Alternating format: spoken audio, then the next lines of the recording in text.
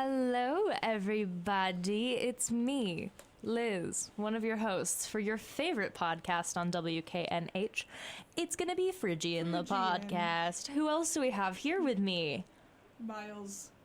You're not Miles. That was not me, guys. I'm Miles. Who you just listened to for an hour. Yeah. Oh, boy. Unless Love you it. didn't, which... No, they That's kinda listen gross. to DJ Vamp. Right. I'm But sorry. now it's Miles. Yeah, it's like... Miles Vamp. DJ Vamp is Miles when he puts on his sunglasses, and then when he takes them off, then he's Miles again. So he spends the entire time in a dark room with sunglasses on, not really able to see anything for his show, The Riot, which you should listen to because it's great. Thanks. Yeah. Anyway, what are we talking about today, Miles? Care to elaborate? I thought you were the one introducing Oh, well, that. I mean, I can introduce the topic. Okay, so we're literally, I said I was going to introduce the show, not the topic. All right. Okay. But I'll do it. It's fine. We're going to be talking today, aujourd'hui in French, about the classical music community. And what specifically about the classical music community? Guy who came up with the questions for today. What's wrong with it? Oh my god. There's so much. I'm kidding. I love all the classical music people. I am one of them. Moi. Okay. Basically, the two essential questions that I came up with for us to discuss and answer today are, number one, why do you think classical music concert attendance is so low? And two, what are ways that we can get young people interested and engaged in classical and instrumental music? So those are the two essential questions for tonight. This is such a great topic. It is. There's a lot to talk about. There is There's actually so much to so talk about. much, especially... And honestly, I don't think that we can fit all of it into an hour. Oh, but no, we definitely will not. Try our best. Yeah. This is going to be like kind of an introductory to this discussion. And we will also be playing some music for you so you can get a taste for some ideas of some classical music beyond just like Claire de Lune. Yeah. So, Or I mean, Einklein Natch music. Oh my god. not saying that we hate those songs. I do. Oh. I do not like Mozart. Okay. All right. We're already Claire getting de off Lune to... isn't by Mozart, actually. I was talking about I know you were talking about Einklein Nacht. Anyway. We're getting off to a controversial start already. Yeah. See, sorry. this is not just- a Mozart safe space. Sometimes it's a Mozart safe space, but not right No. now. Not when Marley's in the room. Marley is No. not a Mozart enthusiast. Yeah. Which is kind of funny because I played a Mozart concerto last year. And you served. did. It was great. Now, back on the Anyway, topic of back the on- show that we're talking about today. Sorry. So, yeah, the first question is, why do you think classical music concert attendance is so low? I mean, Let's discuss. okay, Can do you want to I- go first? I do. Okay. Only because I've done a lot of research, quote unquote research for our listeners. I've listened to a lot of other podcasts talking about this topic, and honestly, they were quite right. From a source that I watched on TikTok, which not reliable, but Kirsten Obo is great. Love her. Go follow her on TikTok and Instagram and whatever.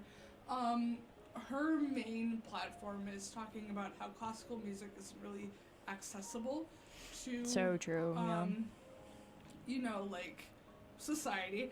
I feel like Mainly- it's such a hard thing to get into. Yes, mainly because of the the money barriers. It's very expensive just to go see Correct. performances.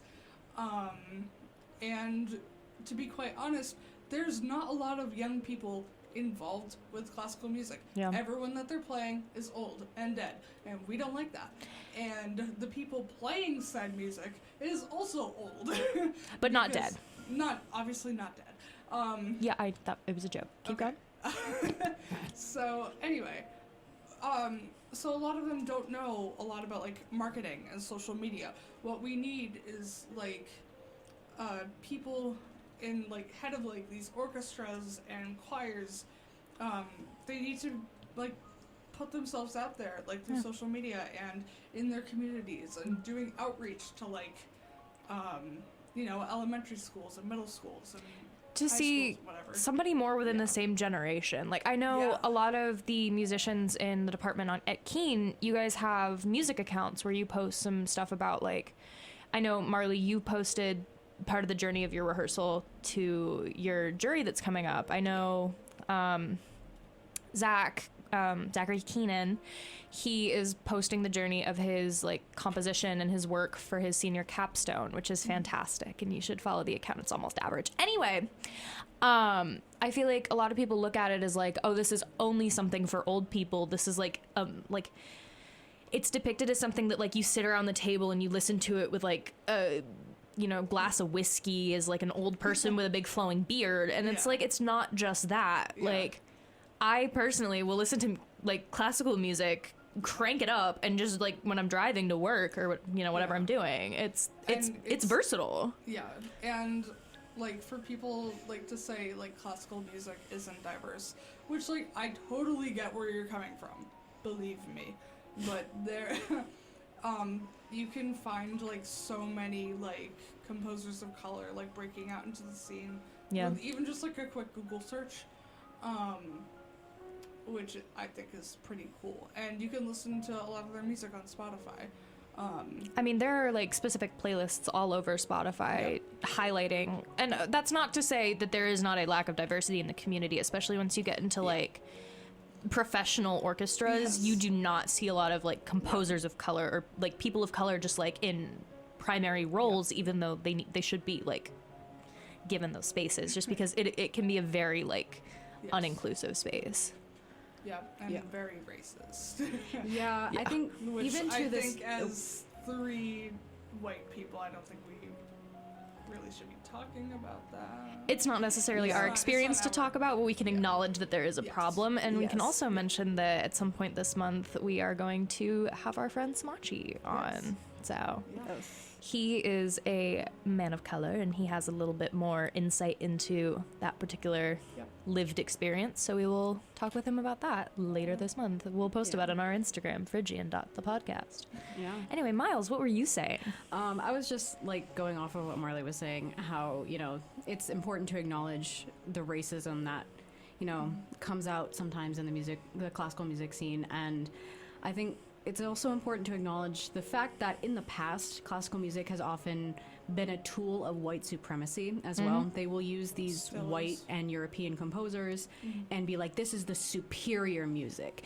Like, the white people made the superior music, and that is quite literally just white supremacy, and it permeates our society, including in music spaces. And it's insane, to be quite honest. Like, I know for us, like the concert band with Dr. Hart, he puts in some effort to make sure that we play some music, particularly from like Mexican or South American composers, and new composers as well. So we're not just focusing on like old dead white guys, which is just not always. I can say for like a majority of the music that we play in that ensemble, it is made by or written by people in like the past like century, and by people of color.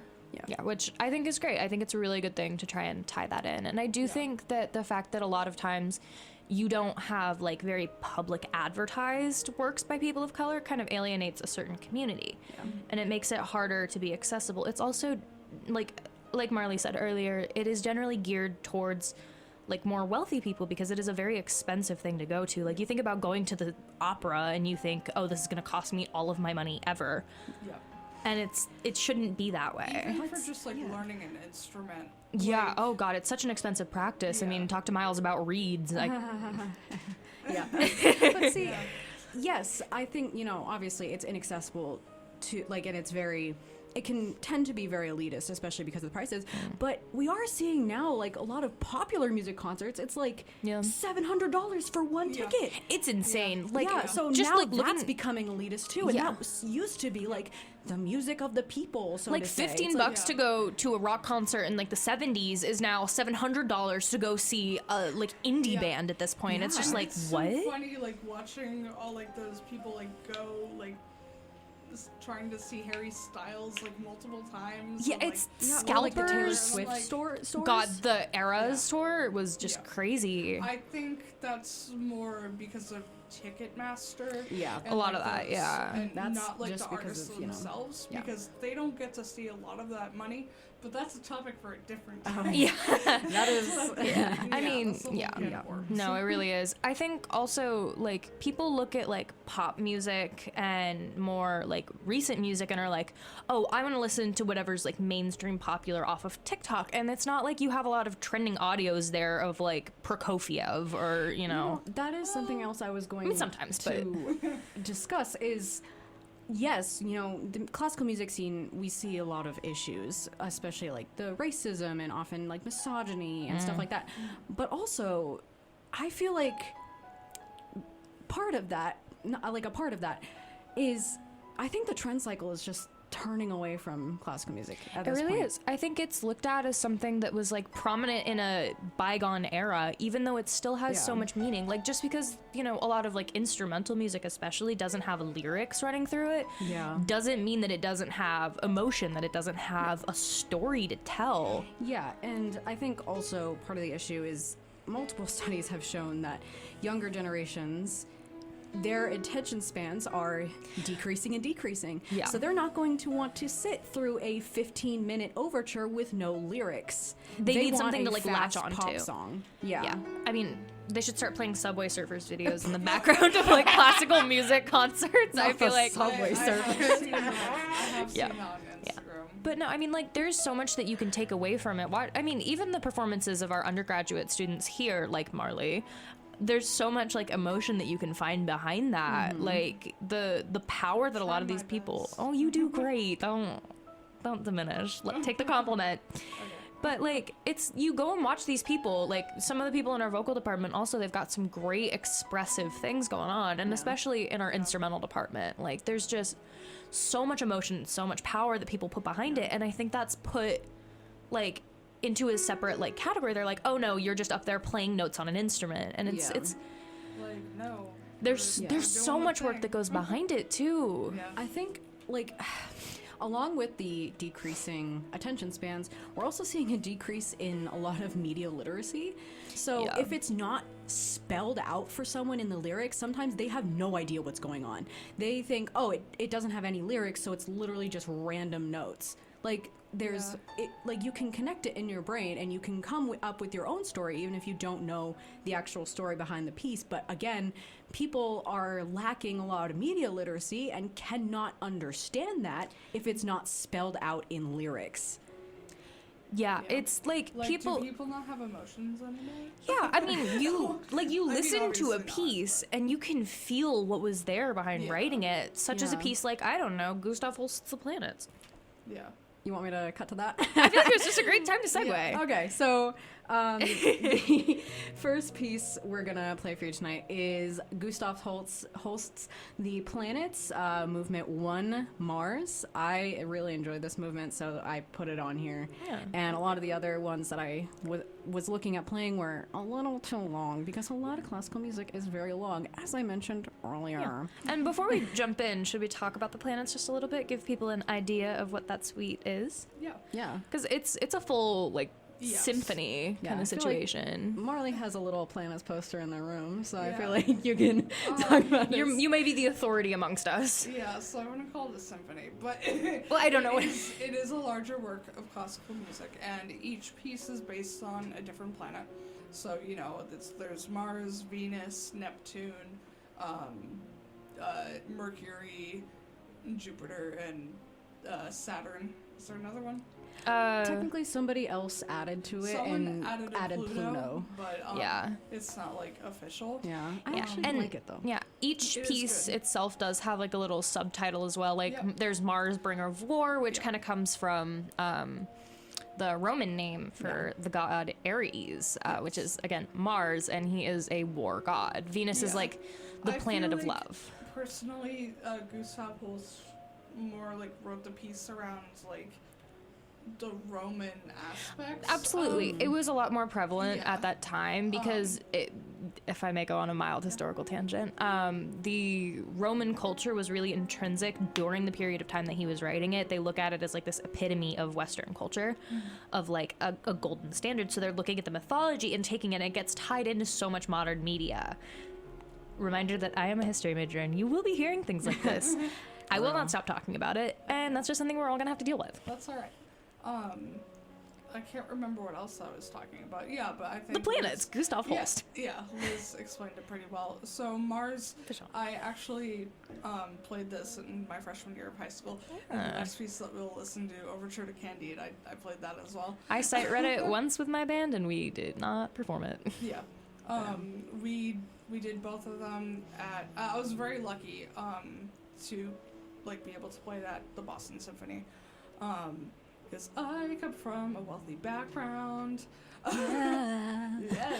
Oh, yay, Wyndham. Anyway.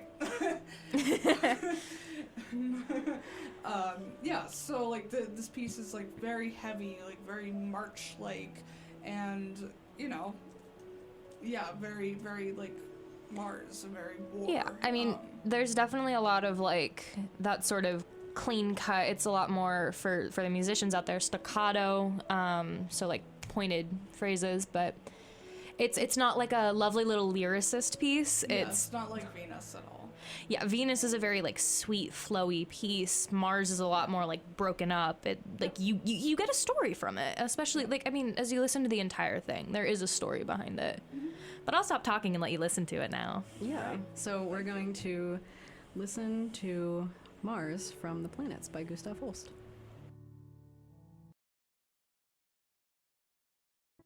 All right. Hello. And we're I back. love the relaxing classical music. That we play in the background Yeah, of our it's literally podcast. called No Copyright Relaxing Piano. Hope y'all enjoy. So our next topic is how we get the youths into classical music. The youths. The youngs. The litlins. The youngins. There you Yeah, go. because as we mentioned before, a lot of people view classical music as something just for like older people. So Yeah. Yeah. and But it's like not. yeah, Yeah. and the trend cycles are shifting away from it. So how do we get young people reinvested in classical and instrumental music? And I think that music teachers play such a huge part in this. Yes. And if they aren't doing it, I don't want to say right. If you aren't like getting the kids involved, like If they're not making it fun. if you're not making it fun, then people aren't gonna enjoy it. You know. Yeah. And something that, like, speaking of music teachers and their So- role, something that, like, it was at a previous NAFME conference that was discussed, and it was some music teacher. I don't by the remember way, their name. NAFME is National Association for Yeah, Music sorry. Education. Thank you for saying Sorry. that. I didn't know what it stood for.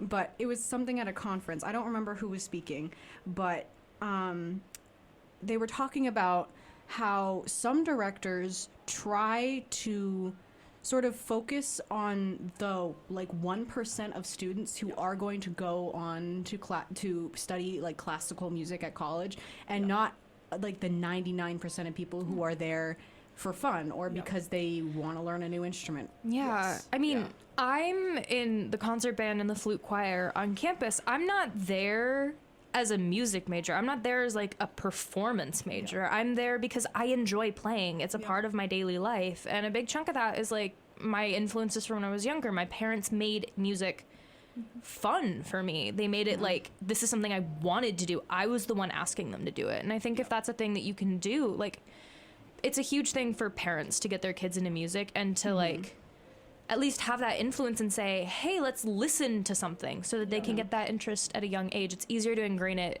when you're, 2 than when you're 20. Yeah. Yep.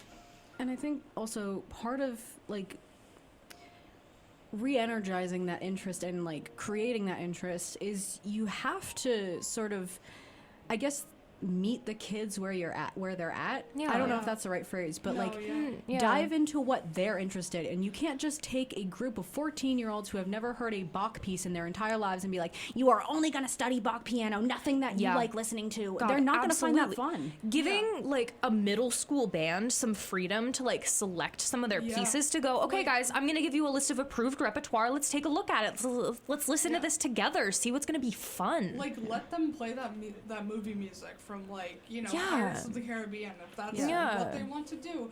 Because, you know, they're going to find some stuff in that that's hard, and that will meet their like standards of learning or And whatever. like, You're gonna find that everywhere. I feel like Yeah. there's a big thing as well for like, especially for like young musicians, of like either the music becomes too challenging for them and they're like, I don't know how to go on with this, so I just don't want to put in the effort, because people are pushing them to play things that are above their level, and they're like, I can't play this, and they're like, well, you should be able to play this, so figure it out, and they're like, no, and then they quit.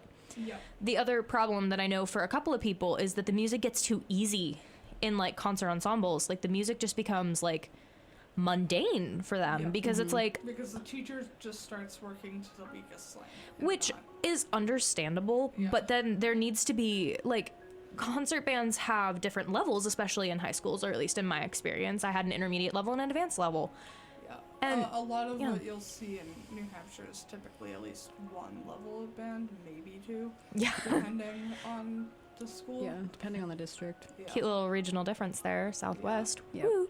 But yeah, it's like there were different delineations of the level, and it's like, I think rather than trying to make your best players play down to your like least strong players, you should have your lower level players work up, like give them the assistance that they need, allow them to take sectionals, provide lessons, give time during class where you can have your upper level like members go somewhere else and work on something, and your lower level members stay and work on the thing that they need to work on. Like it shouldn't just be exclusively, we're gonna play whole notes and half notes, and you're gonna sit there for a minute and a half of this piece and like file your nails.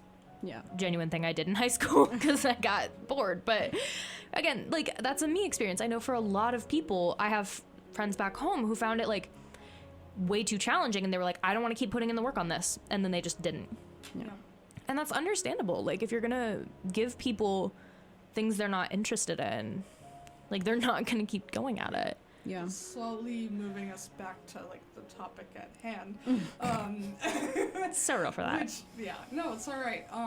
I think music education is incredibly important, Yeah.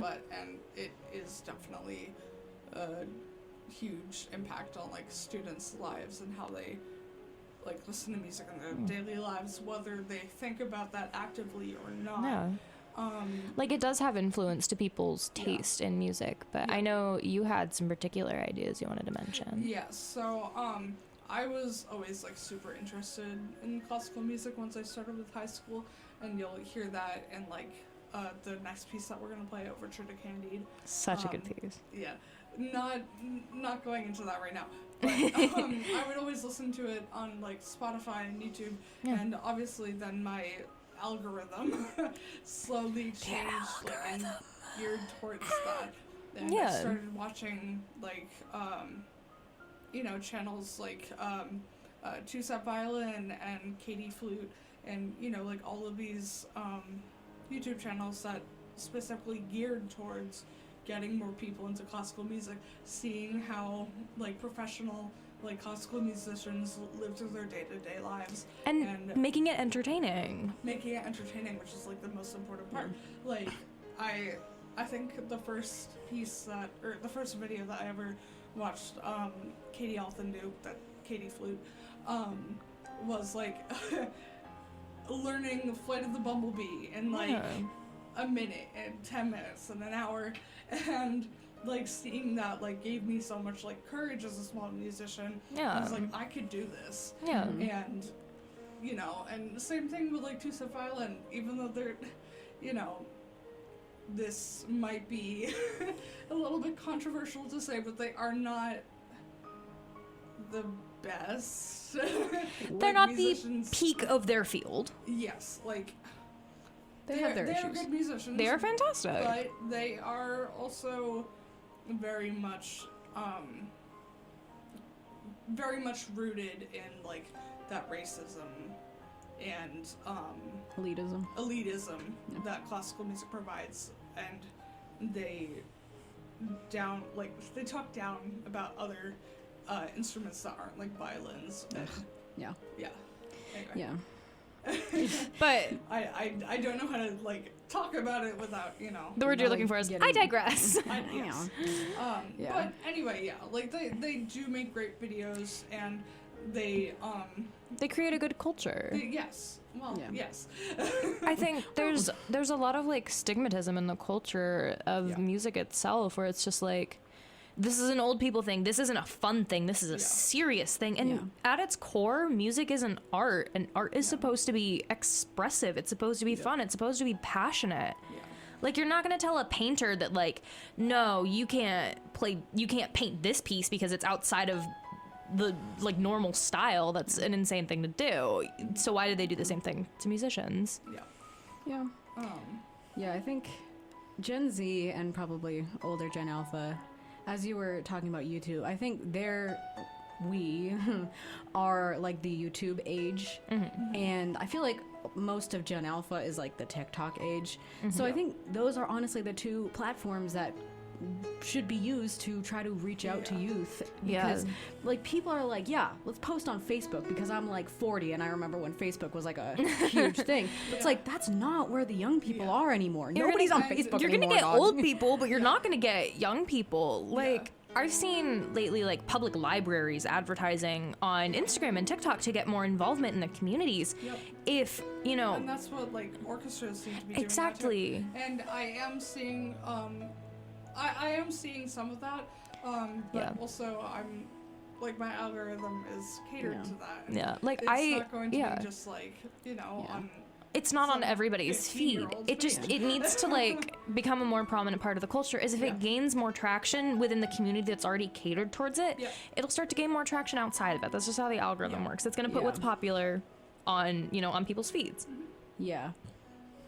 I was gonna say something, and then I forgot.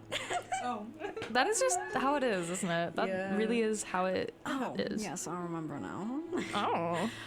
But yeah, it comes back to, like, people need more education in modern marketing. Because you can, like, turn up your nose and be like, oh, TikTok is stupid and brainwashing the youth. But at the end of the day, if you want to reach said youth, you gotta get on TikTok. If you want to reach the youth, corrupt their minds. That's what we're. Brainwash them with classical music. Brainwash them in a positive way. No, you know what I love so much? Seeing the London Symphony Orchestra, like, playing, you know, in the Hall of the Mountain King with, like, the little, like, sheet music scrolling across the top. Yeah. Because it's fun. I love seeing that. the music, and I think it's cute. I personally love seeing videos of, like, people in, like, bands mic'd while they go through their rehearsals. Oh my god, yeah. Oh my god, Because the trumpet people. yes, the trumpet's mic'd. Yeah.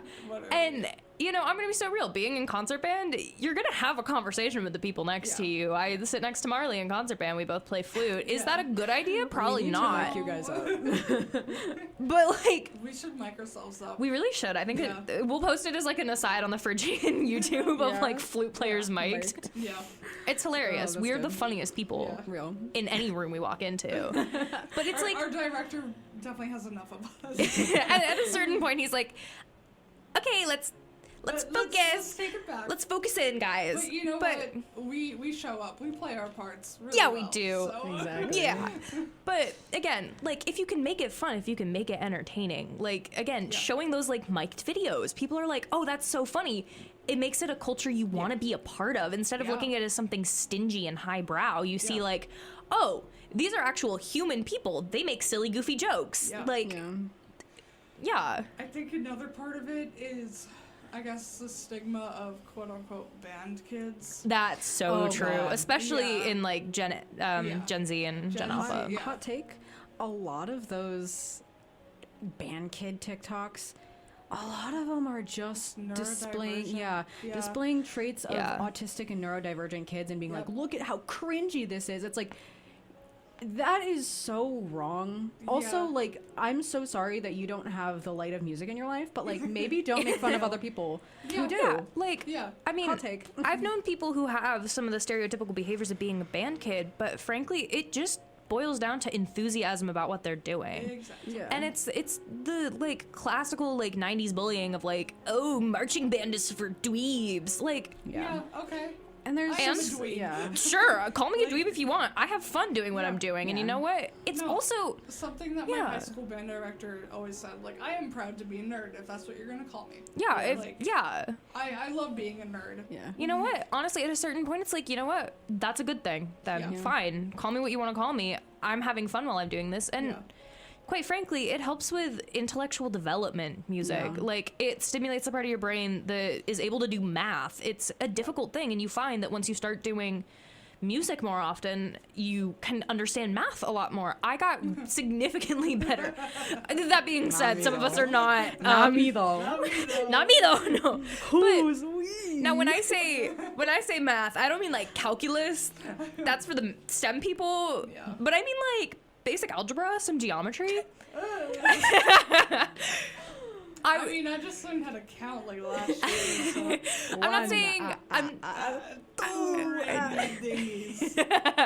not saying it's a perfect system, but I am saying I had a lot of assistance come from music and understanding like ratios and division and all of that stuff just through having music. Sure. Speaking of music, seeing as it's 8:41 and we have 2 more pieces to play, we should probably play some of those. Yeah, Whoa. probably. Right, Overture to Candide, a absolute banger by Leonard Bernstein, and I think it's a part of a musical. You would be correct. I mean, it's Leonard Bernstein, so like probably. Yeah.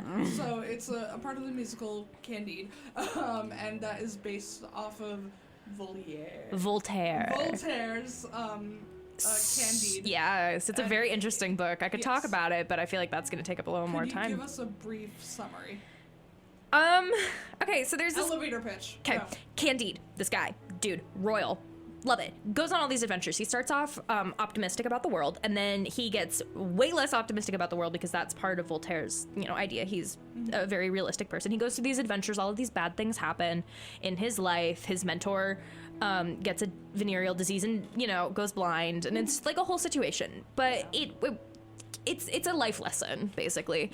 It has admittedly been a good couple of years since I read it. That was back in my French class because I read it in the original language. Ooh. Not to brag, Nice. just to state the facts. But anyway, Overture to Candide. Whoa, excellent song. Hit it, Tech Master Miles. Yeah, like, let us know if you can hear like the story of him. Yeah, if you can see him going through tragedies and floods and stuff. Being haha funny. Anyway. Right. It was actually a comedic thing. It was satire. Such a banger piece. It's excellent. We have a couple things to say, and Miles is gonna Some say them. housekeeping. I'm gonna say. Oh right. Oh right.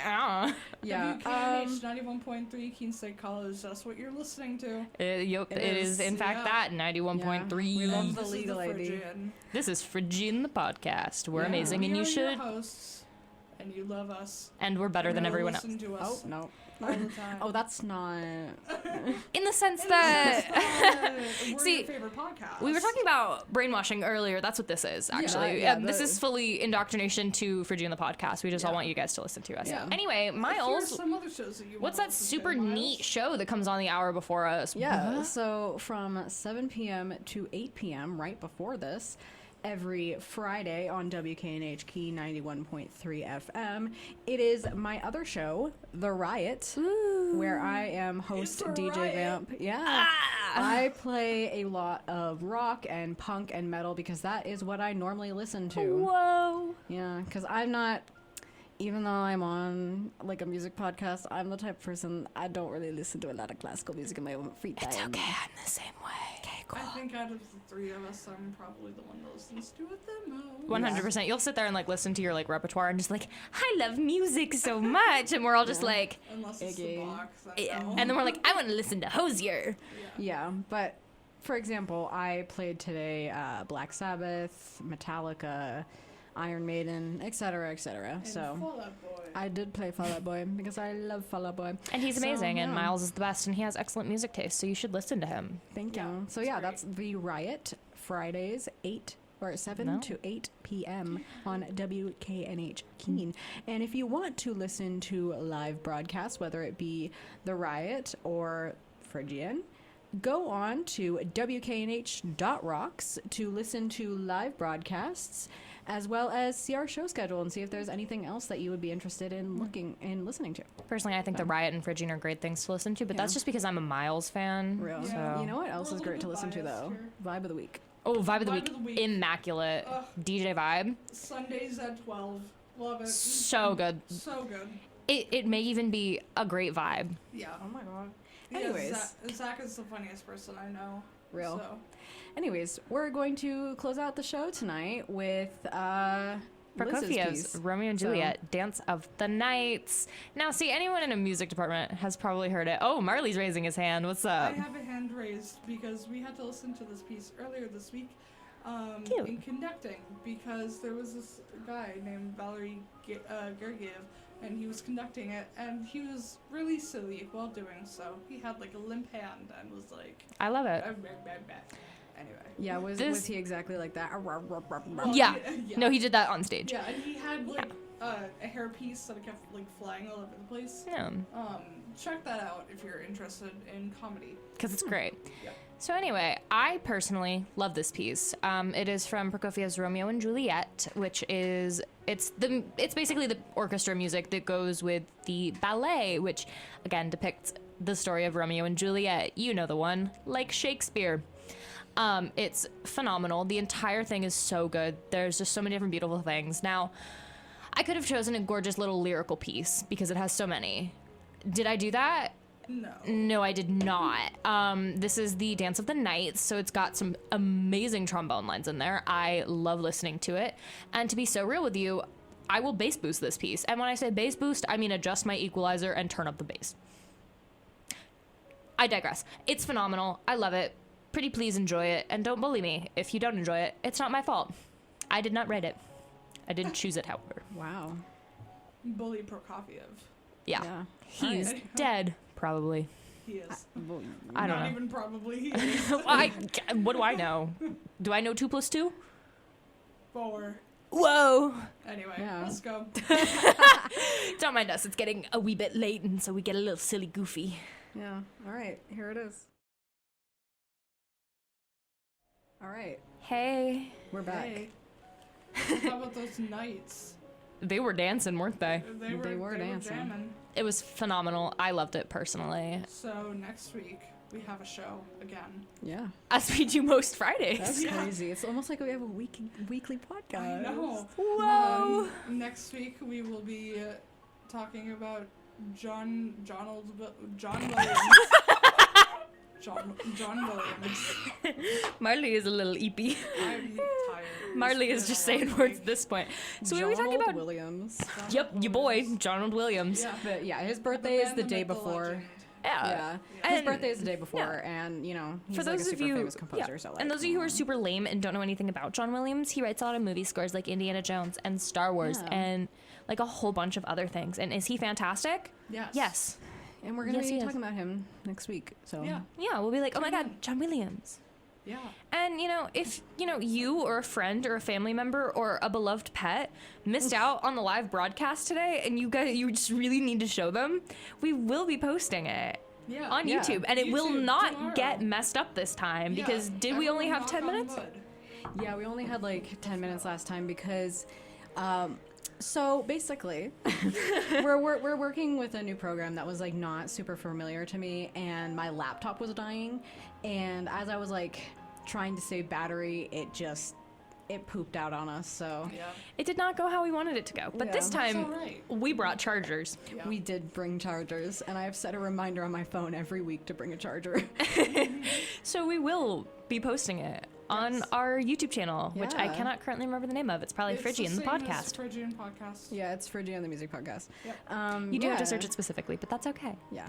Share it with y'all's friends. Share it Yeah. with y'all's family. Share it with we y'all's want- beloved pets. Yeah, we want everybody to be Listen listening to to it us because we're every hour. hilarious. Play it Every for your day. fish. Let your fish chuckle. Listen to it in the morning. Listen to The it at fish night. is gonna chuckle. Yeah, Yeah. because we're that funny. We make fish laugh. Exactly.